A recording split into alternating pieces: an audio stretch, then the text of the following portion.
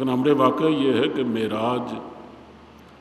عام طور پر کہا جاتا ہے کہ 27 رجب کو یا 26 رجب کو ہوئی ہے، یعنی 26 رجب کی 26ویں رات ہے اور 27واں دن۔ لیکن اس میں حتمی طور پر کوئی بات کہنا کہ کس تاریخ کو معراج کا واقعہ پیش آیا وہ بہت مشکل۔ احادیث مبارکہ میں جو روایات آئی ہیں وہ بہت مختلف ہیں، حتیٰ کہ سالوں کا اختلاف بھی ہے۔ اس میں سارے راوی مختلف ہیں کہ یہ واقعہ پیش آیا، یہ سفر پیش آیا، اور اس کی تفصیلات میں بھی بہت حد تک اشتراک پایا جاتا ہے۔ اسی کا 28 صحابہ اس کے راوی ہیں، اور ان میں سے 5 صحابہ تو وہ ہیں جو خود اس وقت موجود تھے جب نبی کریم صلی اللہ علیہ وسلم کو یہ معراج کا واقعہ پیش آیا، اور باقی صحابہ وہ ہیں جنہوں نے بعد میں خود نبی کریم صلی اللہ علیہ وسلم کی زبان مبارک سے یہ واقعہ سنا یا دوسرے لوگوں سے سنا، اور حدیث کی کتابیں سے بھری پڑی۔ لیکن اس بات پر اختلاف پایا جاتا ہے، جیسے میں نے عرض کیا ہے، کہ کس سن میں ہوا اور کس تاریخ میں ہوا، اور صحابہ اس بارے میں کچھ خاص اہتمام کرنے کے عادی نہیں تھے۔ وہ اس کو بالکل اہمیت نہیں دیتے تھے، وہ سمجھتے تھے کہ اس میں جو حکمتیں ہیں، جو نصیحتیں پوشیدہ ہیں اور جو عبرتیں مضمر ہیں، ہمیں اس پر توجہ دینی چاہیے، اور وہ ساری سورہ بنی اسرائیل میں موجود ہے۔ کیونکہ ایک خیال یہ ہے کہ سورہ بنی اسرائیل یہ سفر میں نازل ہوئی ہے، جب نبی کریم صلی اللہ علیہ وسلم معراج سے واپس آ رہے تھے، جا رہے تھے، بعد اس کے قریب قریب اس کا نزول ہے، اور اس میں پورا واقعہ بیان کیا گیا کہ یعنی واقعہ کی طرف اشارے کیے گئے ہیں، لیکن اصل اس کی جو حکمتیں ہیں اس کو تفصیل سے بیان کیا گیا، جو احکام دیے گئے ان کو بھی تفصیل سے بیان کیا گیا۔ لیکن خود اس واقعے کے بارے میں صرف یہی ایک آیت ہے، اور وہ بھی اسراء کے حوالے سے، یعنی اس میں ذکر ہے تو صرف نبی کریم صلی اللہ علیہ وسلم کو سفر کا جو بیت المقدس تک ہوا ہے۔ بیت المقدس کے بعد حضور آسمانوں پہ گئے ہیں، عالم لامکان میں تشریف لے گئے، وہاں سے پلٹے، جو وہاں کے واقعات پیش آئے ہیں وہ سارے احادیث مبارکہ میں ہیں، قرآن کریم میں نہیں ہے۔ یا دوسرے لفظوں میں یوں کہہ لیجیے کہ قرآن کریم میں یا قرآن کریم سے ہمیں یہ ملتا ہے کہ یہ سفر کیوں پیش آیا، اس کی حکمتیں کیا تھیں، اور احادیث مبارکہ سے اس کا پتہ چلتا ہے کہ یہ سفر کیسے پیش آئے۔ قرآن کریم کا یہ موضوع ہی نہیں ہے، وہ اس کی تائید کرتے ہوئے بس صرف ایک آیت میں تصدیق کرتا ہے، اور باقی سورہ نجم کی بعض روایات میں یا بعض آیات میں اس کی طرف اشارے موجود ہیں۔ لیکن احادیث مبارکہ چونکہ نبی کریم صلی اللہ علیہ وسلم کی زبان مبارک سے ادا ہوئی ہیں، اور سچے لوگ اس کے راوی ہیں، صحابہ سے بڑھ کر سچا کون ہوگا، اور نبی کریم صلی اللہ علیہ وسلم تو خیر مخبر صادق تھے ہی، اس لیے جو بات حضرت سے ثابت ہے اس میں کوئی شبہ کی گنجائش ہی نہیں ہے، چاہے وہ قرآن کریم میں آئی ہو یا نہ آئی ہو، اس سے کوئی فرق نہیں پڑتا۔ یعنی جس ذات عزیز نے قرآن کریم کو قرآن کریم بتایا، اگر وہ ہمیں یہ کہہ دیتا کہ یہ میرا کلام ہے تو ہم اس کا انکار نہیں کر سکتے تھے۔ یعنی اس نے یہ بتایا کہ یہ اللہ کا کلام ہے، یہ میرا کلام ہے۔ حدیث کے بارے میں صاف صاف کہا کہ یہ میری باتیں ہیں، اللہ کی رہنمائی اس میں موجود ہے، لیکن قرآن کریم میں صاف صاف ہمیں بتایا کہ اس کے الفاظ بھی من جانب اللہ ہے، منزل من اللہ ہے یہ کتاب۔ تو کہنا یہ ہے کہ جس اللہ نے اپنا نبی اتارا اور نبی بھیجا، اس پر قرآن کریم اتارا، اور اسی کے دل و دماغ پر وہ مضامین اتارے جو احادیث مبارکہ میں ہیں، تو دونوں کا نزول اللہ کی جانب سے ہے، اور دونوں کا فیضان بھی حضرت صلی اللہ علیہ وسلم کی ذات گرامی سے۔ اس لحاظ سے اس میں کوئی فرق نہیں ہے۔ کوئی آدمی اگر حدیث کا انکار کرتا ہے تو اس کا مطلب یہ ہے کہ اللہ کے نبی کا انکار کرتا ہے۔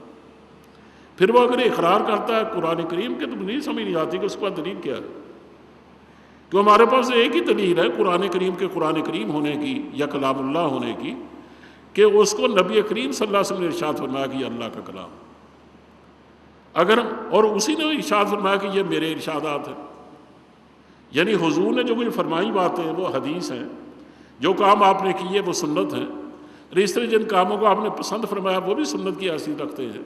اور جن کاموں کے بارے میں آپ نے خاموشی اختیار کی وہ بھی قانون اور وہ بھی سنت ہے۔ اب یہ ساری باتیں اللہ کے نبی نے اس لیے کی ہے کہ ان کو اتھارٹی ہے، ان کو ایک حیثیت دی ہے پروردگار نے، اور صاف صاف یہ فرمایا کہ کوئی آدمی اگر ان کی کسی بات سے اختلاف کرتا ہے، یعنی وہ مخالفت کرتا ہے، تو اسے سمجھ لینا چاہیے کہ وہ اصل میں اللہ کی باتوں کا انکار کرتا ہے اور اللہ کے احکام سے انکار کرتا ہے، اس لیے کہ اطاعت رسول کا جو اللہ نے حکم دیا وہ ظاہر اللہ نے حکم دیا، کسی اور نے تو نہیں دیا، یعنی ان کی جو حیثیت متعین کی ہے وہ پروردگار نے فرمائی۔ تو بہرحال کہنا یہ ہے کہ معراج کے بارے میں اس بات سے کوئی فرق نہیں پڑتا کہ اس کی تاریخ کون سی ہے،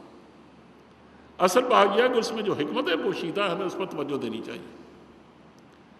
میں آج جو باتیں آپ سے کہنے لگا ہوں کہ میں اس کے 3 حصے رکھوں، اس کے 3 حصوں میں اس کو بیان کرنا چاہتا ہوں اگر اللہ نے موقع دیا تو۔ ایک تو آج بالکل اس کی ابتدائی باتیں ہیں، اس کے بعد اگلا جمعہ اگر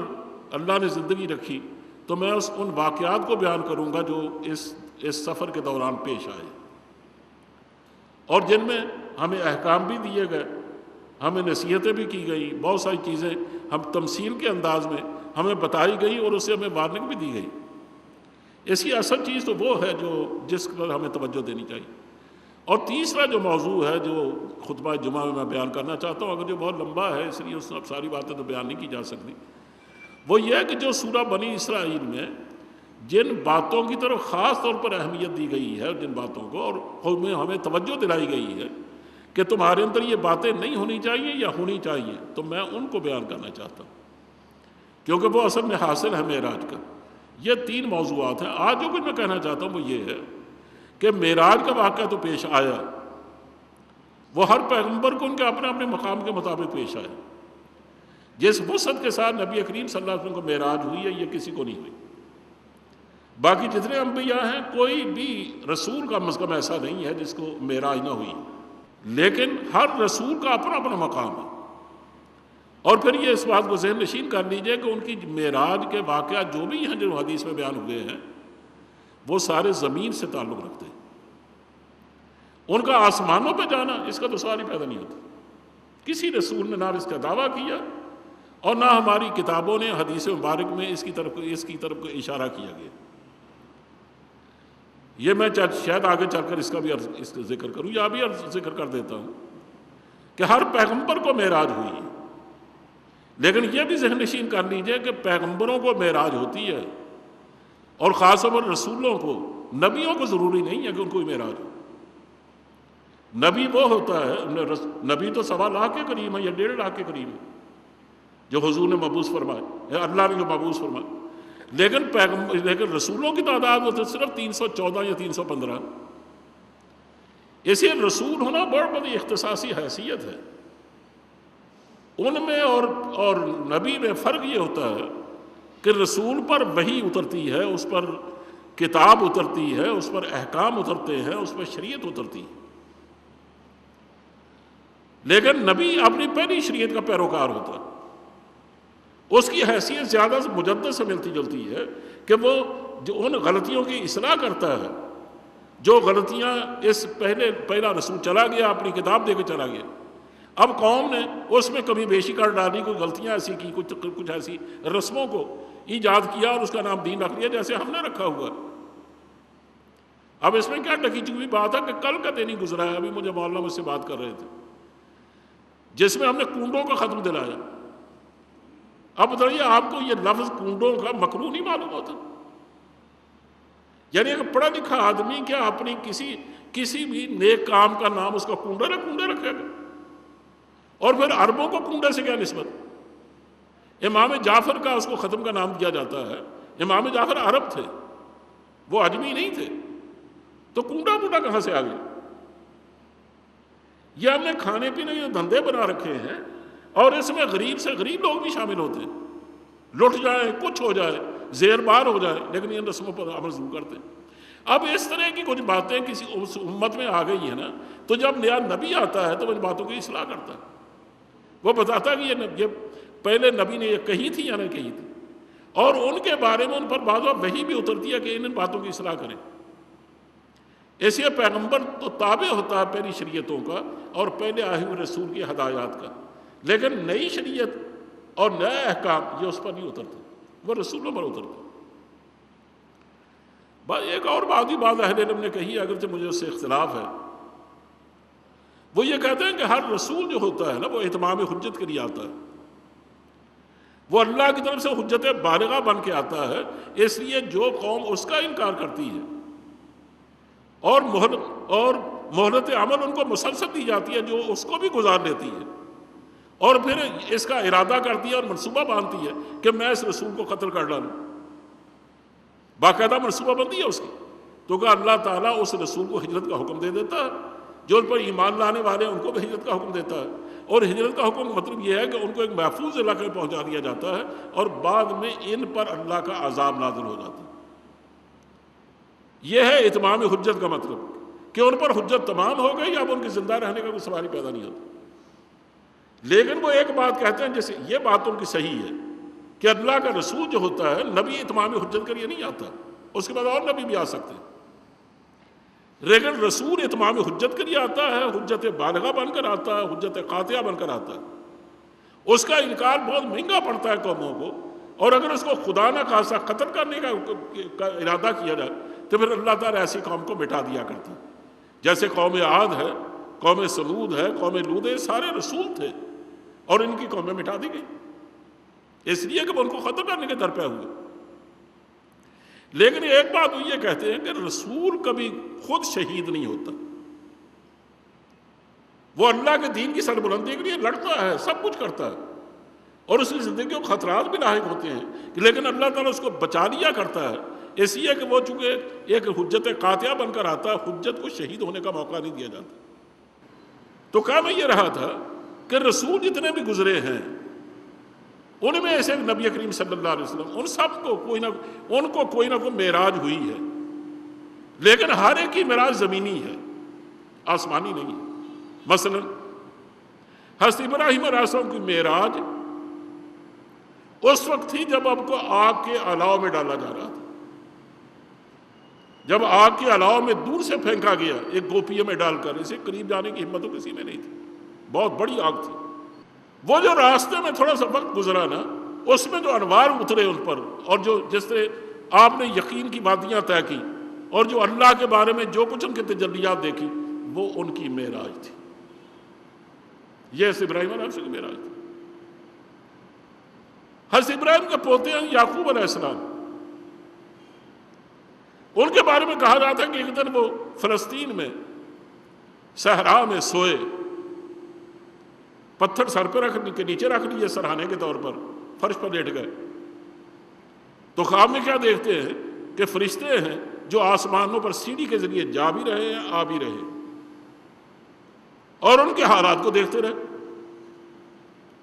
اس کا ذکر تورات میں ہے، اور اس کو علماء نے کہا کہ ان کی معراج تھی، ورنہ انہوں نے اپنی آنکھوں سے اس طرح فرشتوں کو نہیں دیکھا تھا۔ موسیٰ علیہ السلام کی وہ معراج تھی جب آپ کو اللہ تعالیٰ نے شرف ہم کلامی سے نوازا تھا، آپ کوہ طور پہ گئے اور وہاں اللہ تعالیٰ نے جو کچھ پوچھا وہ ظاہرہ بالکل اس طرح تھا جیسے ہم دو آدمی آپس میں باتیں کرتے ہیں۔ وہ آواز کہاں سے آتی تھی؟ ایک درخت سے، اس کو آگ لگی ہوئی تھی۔ حضرت موسیٰ کہتے ہیں جب میں آگ کی طرف بڑھتا تو وہ پیچھے ہٹنے لگتی، جب میں پیچھے ہٹ جاتا وہ میرے قریب آ جاتا، اور وہ آگ ایک سرسبز درخت کو لگی ہوئی تھی، اور عجیب بات یہ کہ آگ بھڑک رہی تھی لیکن اس کا کوئی پتا جلنے نہیں پا رہا تھا، اس لیے وہ یہ آگ نہیں تھی جس کو ہم آگ کہتے ہیں، وہ اللہ کا نور تھا۔ اس میں اللہ تعالیٰ نے پکارا کہ ما تلک بیمینک یا موسیٰ، اے موسیٰ تیرے ہاتھ میں کیا؟ حالانکہ ان کے ہاتھ میں کیا تھا؟ وہ بکریاں چراتے آئے تھے، اس سے پہلے بکریاں چراتے رہے کئی سال، حضرت شعیب کی، یا شعیب کے بارے میں بھی کیا وہاں سے باہر نکلی کہ وہ اللہ کے پیغمبر تھے یا نہیں، کہ جو پیغمبر کے نام سے مشہور ہے وہ شعیب نہیں ہے۔ اقبال کو بھی غلطی لگی، انہوں نے بھی یہ سمجھا کہ وہی شعیب، حالانکہ یہ وہ شعیب نہیں ہے۔ اللہ کا پیغمبر ایک بے دست و پا ہو کر کسی گاؤں میں نہیں رہتا، وہ ذرا اپنا کام کرتا ہے، اور آخر وقت تک کرتا ہے. لیکن وہ شعیب پہلے شعیب کے پیروکار ہوں تو اور بات ہے، نسبت ہو ان کی صرف نام کی، تو یہ اس کا انکار نہیں. لیکن رہی یہ بات کہ وہ وہی شعیب ہوں جس کو اقبال نے بھی کہا کہ اگر کوئی شعیب آئے میسر تو شبانی سے قدیمی 2 قدم ہے، یہ وہ شعیب نہیں ہے. بھائی شعیب کی بکریاں چراتے رہے تقریباً 10 سال تک، واپس بھی آئے تو ریوڑ ساتھ تھا، بیوی ساتھ تھی، بچے بھی ممکن ہوں. ان کو راستے میں چھوڑا آئے تھے، دور سے دیکھا کہ آگ جل رہی ہے تو بیوی سے کہنے لگے کہ بلا کی سردی پڑ رہی ہے اور آپ سردی بری طرح محسوس کریں، کپ کپا رہی ہیں، اور میرے پاس کچھ نہیں کہ میں آگ جلا دوں آپ کو. وہ دور سے آگ مجھے نظر آ رہی ہے، اگر مجھے کوئی آدمی ملا تو میں اسے پوچھوں گا کہ راستہ بتاؤ کہ ہم فلاں جگہ جانا چاہتے ہیں، راستہ نہیں مل رہا، بھول گئے تھے، اور یا وہاں سے میں آگ کی کو انگاری لے آؤں گا تاکہ یہاں آپ کو آگ جلا دوں اور آپ اس کو تاپ سکیں. وہاں جب پہنچے تو اللہ کا نور تھا. اس لیے جب وہاں جوتوں سمیت پہنچے تو پہلے یہ حکم آیا کہ فَخْلَعْ نَعْلَيْكَ إِنَّكَ بِالْوَادِ الْمُقَدَّسِ طُوًى، کہ موسیٰ جوتے اتار دو، تم تو طور کی پاک وادی میں پہنچ گئے ہو. وَأَنَا اخْتَرْتُكَ فَاسْتَمِعْ لِمَا يُوحَىٰ، میں نے تجھے چن لیا ہے پیغمبری کے لیے، غور سے میرے احکام سنو. اس کے بعد سب سے پہلا جو حکم آیا وہ تھا اِنَّنِي أَنَا اللَّهُ لَا إِلَٰهَ إِلَّا أَنَا فَاعْبُدْنِي وَأَقِمِ الصَّلَاةَ لِذِكْرِي، میں ہی اللہ ہوں تمہارا، میرے سوا کسی کی بات نہ کرنا. لا الہ الا انا، میرے سوا کوئی حاکم حقیقی نہیں ہے، کوئی معبود حقیقی بھی نہیں، کوئی مسجود حقیقی نہیں، کوئی مطلوب حقیقی نہیں، وہ صرف میں ہوں. اس لیے عبادت کرنا تو میری کرنا. وَأَقِمِ الصَّلَاةَ لِذِكْرِي، اور میری یاد کریے، نماز قائم کرنا. اور مزید فرمایا اِنَّ السَّاعَةَ آتِيَةٌ، قیامت آنے والی ہے، اس میں شبہ نہیں ہونا چاہیے.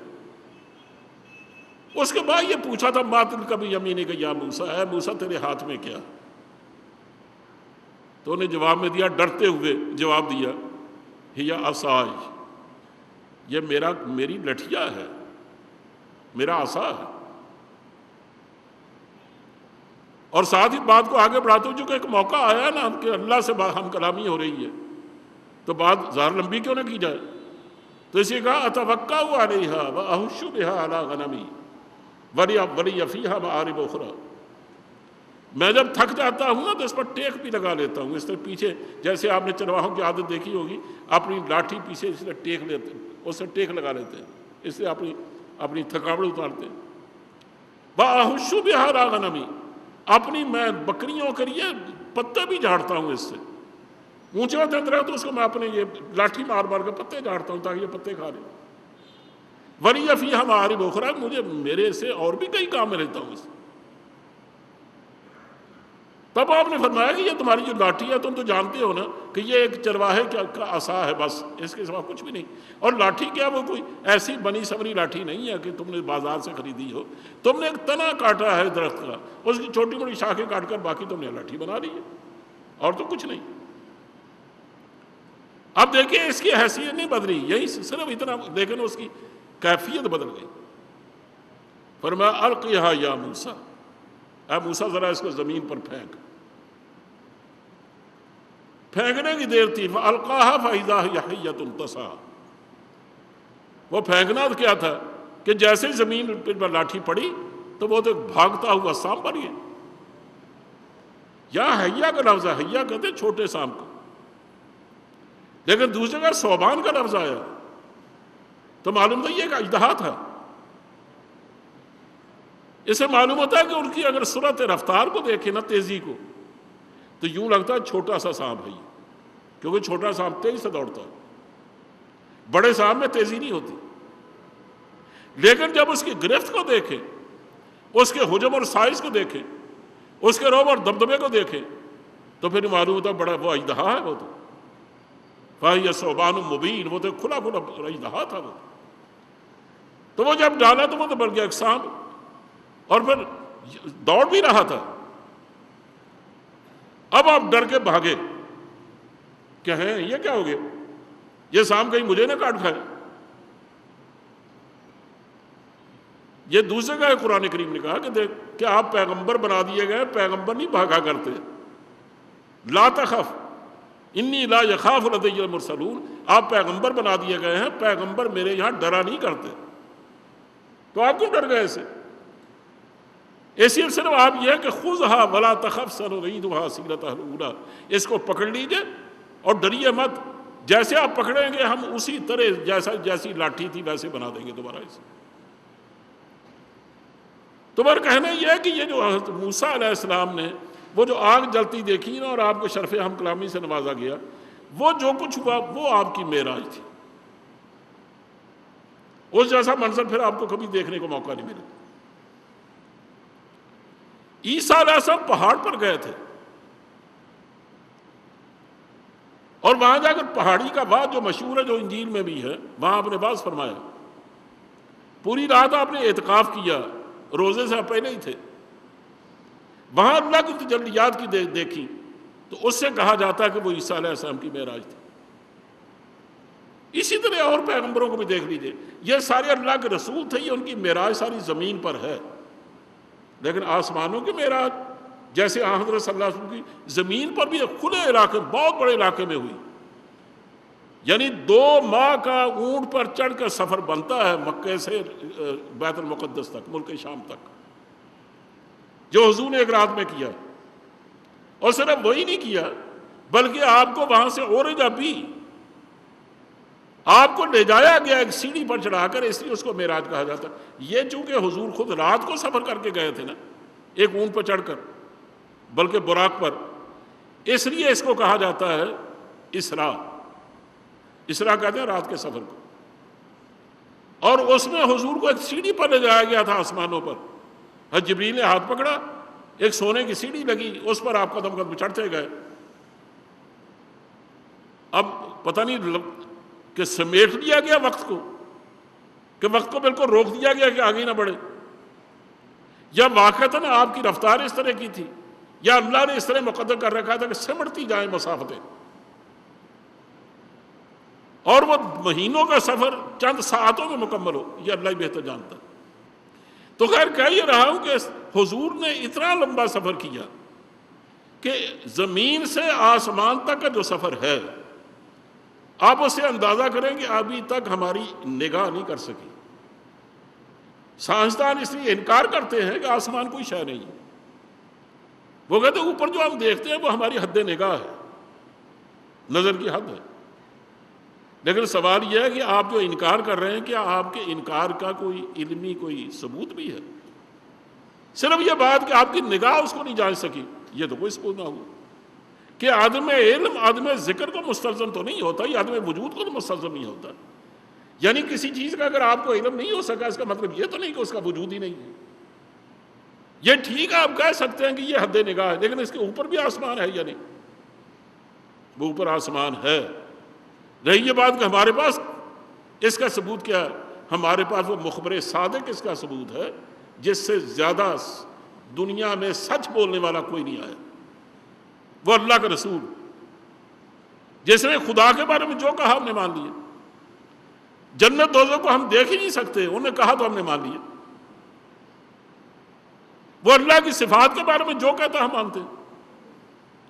یعنی اس نے حیرت انگیز باتیں ہمیں بتائیں، عالم الہیات کی، عالم غیب کی، ہم سب مانتے ہیں۔ تو کیا اس کی خبر جب یہ بتلاتی ہے ہمیں کہ آسمان بھی ہیں اور میں 7 آسمان کو طے کر کے گیا تھا، تو ہم کیسے انکار کریں؟ اس لیے کہ اگر اس کا انکار کریں پھر اس کا اقرار کیسے کریں؟ یعنی قرآن کریم کی کیا دلیل ہے کہ یہ واقعی اللہ کا کلام ہے، سوائے اس کے کہ نبی کریم صلی اللہ علیہ وسلم نے ارشاد فرمایا۔ کوئی آدمی کہتا ہے ٹھیک ہے حضور نے فرمایا ہوگا لیکن میں اس کو نہیں مانتا، اس کو کہیے پھر پورے دین کو تم کیسے مانتے؟ اسی لیے پھر تو ہمارا اپنا وجود ہی خطرے میں پڑ جاتا ہے، مسلمان کا وجود ہی خطرے میں ہے اگر ہم اللہ کے رسول کو نہ مانیں تو۔ اب دیکھیے کہ اتنا بڑا سفر کیا حضور نے کہ زمین سے آسمان تک جو سفر ہے نا، اس کو نظر آج تک جانچ اور پرکھ نہیں سکی اور اس کو ناپ نہیں سکی، اور اتنا ہی سفر دوسرے آسمان کا، اتنا تیسرے کا، اتنا چوتھے کا، 7 آسمانوں پر حضور گئے، اور 7ویں آسمان کے بعد حضرت جبریل نے ہتھیار ڈال دیے کہ میں آگے نہیں جا سکتا، آگے اب تنہا جائیں گے، پھر عالم لامکان میں گئے۔ اور وہاں کچھ احکام میرے وہ تو میں جب واقعات بیان کروں گا تو انشاءاللہ کروں گا۔ تو کہنا یہ ہے کہ یہ جو معراج کا سفر ہے حضور کا، یہ حضرت صلی اللہ علیہ وسلم کی خصوصیت ہے۔ معراج سب کو ہوئی لیکن ان کے اپنے اپنے مقام و مرتبہ کے مطابق ہے، اور حضور کو جو معراج ہوئی وہ حضور کے مقام کے مطابق ہے۔ اب دیکھیے حضور کو جو معراج ہوئی ہے وہ ہوئی کیوں؟ بہت تھوڑا سا وقت رہ گیا۔ اصل میں اس کی 3 وجہ ہیں جو میں اس وقت بیان کرنا چاہتا ہوں، لیکن وقت اس کی شاید اجازت نہ دے۔ سب سے پہلی بات کہ دیکھیے، سب سے پہلی بات جس کا امتوں کو پوری طرح ادراک کرنا چاہیے، اور آج ہمارے یہاں دماغ سے بات نکل گئی ہے تو ہم قدم قدم پر ٹھوکریں کھا رہے ہیں۔ ہماری ضرورت بھی یہ ہے کہ ہم سب سے پہلے اس بات کو اپنے اندر پیدا کریں۔ مثلا میں آپ سے ایک سوال کرتا ہوں کہ بلال چند کوڑیوں میں بکنے والے غلام تھے، وہ ایمان لیا، اور ایمان لانے کا مطلب یہ ہے کہ جو کچھ حضور نے فرمایا ان کی ہر بات کی وہ تصدیق کرتے ہیں۔ حضور میں اللہ ایک ہے تو وہ یقین کر گئے کہ ہاں اللہ ایک ہے۔ انہیں قیامت آئے گی؟ انہوں نے کہا ہاں بالکل قیامت آئے گی۔ یعنی حضور نے فرمایا کہ میں اللہ کے نبی، انہوں نے کہا ہاں بالکل آپ اللہ کے نبی۔ قرآن اللہ کی کتاب ہے، ہاں بالکل اللہ کی کتاب۔ اب اس کے لیے لوگوں نے ان کو آزمائش میں ڈالا، یعنی امیہ بن خلف جو ان کا آقا تھا بظاہر، اس کم بخت نے ان کو تپتی ہوئی ریت پر گھسیٹا، اور عرب کی گرمی سے جب ریت تپ اٹھتی تھی تو آپ اندازہ نہ کریں کہ اندازہ کر سکتے اس پر تو چنے بونے جا سکتے تھے، اس پر باقاعدہ ٹانگ سے پڑ کر کھینچا گیا کئی میل تک، اور کہا گیا کہ تم جو کہتے اللہ احد اللہ احد، اس بات کو مانو کہ اللہ احد نہیں ہے، اس کے اور شریک بھی ہیں۔ انہوں نے کہا یہ میں نہیں کہہ سکتا، میں تو اللہ احد ہی کہوں۔ حضرت کی نبوت سے ان کو پھیرا گیا، انہوں نے کہا میں اس کا بھی انکار نہیں کر سکتا۔ حضرت خباب کو دہتے انگاروں پہ لٹایا گیا لیکن وہ نہیں مانے، انہوں نے اپنی بات نہیں چھوڑی۔ سوال یہ ہے اس انتہا درجے کا یقین یہ ان میں کہاں سے آیا تھا؟ یہ کوڑیوں میں بکنے والے غلام ان باتوں کو کہاں سے سمجھ سکتا تھا؟ اور صرف مردوں میں نہیں، عورتوں کی یہ کیفیت تھی کہ عمر فاروق جب نکلے حضور کو قتل کرنے کے لیے، نعوذ باللہ من ذالک، گھر سے تو آئے تھے کہ آج میں ٹنٹا ہی مکا دوں اس کا، یہ روز لوگ چک چک، یہ ختم ہونی چاہیے۔ تو وہ کہنے لگے بس آج سمجھ لیجیے کہ میں جا رہا ہوں اس کو قتل کرنے۔ راستے میں نعیم ملے جو درپردہ مسلمان ہو چکے تھے، انہوں نے کہا عمر آج کو تیور بدلے ہوئے کہاں جا رہے ہیں آپ؟ انہوں نے کہا یار یہ جو ایک مصیبت کھڑی ہے نا ہمارے لیے، جس نے ہمارے گھروں میں لڑائیاں ڈال دی ہیں اور قوم کا شیرازہ بکھر کے رہ گیا ہے، قبیلے کی تو جان ہوتی ہے اس کا شیرازہ، اب اگر وہی ٹوٹ پھوٹ جائے اور لوگ آپس میں اختلاف کرنے لگے تو ہماری تو طاقت ہی یعنی ختم ہوتی جا رہی ہے۔ اس لیے جس آدمی نے یہ سب کچھ کیا ہے نا، میں آج اس کو قتل کر کے چھوڑوں۔ وہ تجھ کو درپردہ مسلمان تھے، انہوں نے کہا کہ عمر ان کو تو قتل بعد میں کیجیے گا، پہلے اپنے بہنوئی کے گھر کی تو خبر لیجیے۔ مطلب یہ تھا تمہارے بہنوئی تو مسلمان ہو چکے ہیں، سعید یہ عشرہ مبشرہ میں سے ہیں، وہ 10 صحابہ جن کو دنیا میں اللہ نے بشارت دی جنت کی، یہ ان میں سے ہیں، اور ان کی جو اہلیہ محترمہ تھی وہ حضرت عمر فاروق کی بہن تھی جن کا نام فاطمہ تھا۔ کہا پہلے جا کر ان کی تو خبر لیجیے، وہ میاں بیوی مسلمان ہو چکے۔ انہوں نے کہا ہیں، لمبے لمبے ڈگ مارتے ہوئے ان کے گھر کی طرف چل پڑے اور غصے سے تھپ تھپ زور سے کھٹکھٹایا دروازہ۔ بہن تو پہلے ان کی چاپ سن کر نہیں سمجھ گئی کہ میرا بھائی آیا ہے۔ حضرت خباب ان کو قرآن کریم پڑھا رہے تھے، ان کو انہیں جلدی سے اندر چھپا دیا، اور ان کے بہنوئی حضرت عمر کے وہ آگے بڑھے، انہوں نے کہا کہ میں سن چکا ہوں جو تم کچھ پڑھ رہے تھے، اور یہ مجھے معلوم ہو چکا تم مسلمان ہو چکے ہو۔ یہ کہہ کر انہوں نے مارنا شروع کیا ان کو۔ حضرت سعید ظاہر ہے کہ عمر تو بڑے پہلوان آدمی تھے،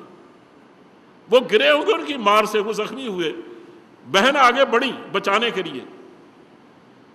شاید تلوار کی نوک ان کی ماتھے پر لگی، دھار جو پھوٹی خون کی، تو کوئی تھوڑا سا خیال آیا کہ یہ میں نے کیا کر دیا، لیکن اس کے باوجود اس کا خون بہ رہا ہے، بہن ڈری نہیں ہے، حالانکہ وہ سہم جاتی تھی اپنے بھائی کی چاپ سن کر بھی، ان کی جان ہوا ہو جاتی تھی، اتنا دبدبے والا بھائی تھا۔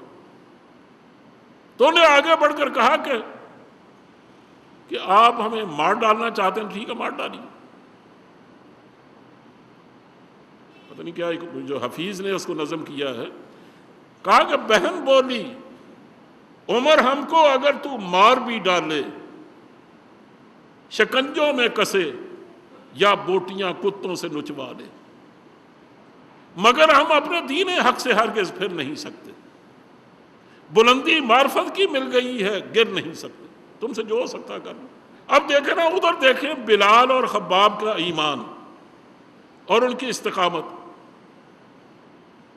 ادھر دیکھیں کہ عورت ہیں یہ، ان کی استقامت دیکھیں اور ان کا ایمان دیکھیں، اور وہ بھی اپنے بھائی صاحب جبرود بھائی کے مقابلے میں۔ اور جنگ بدر میں دیکھیے جو عبد الرحمن ابن عوف کہتے ہیں کہ میرے دائیں بائیں 2 بچے تھے، معوذ اور معاذ،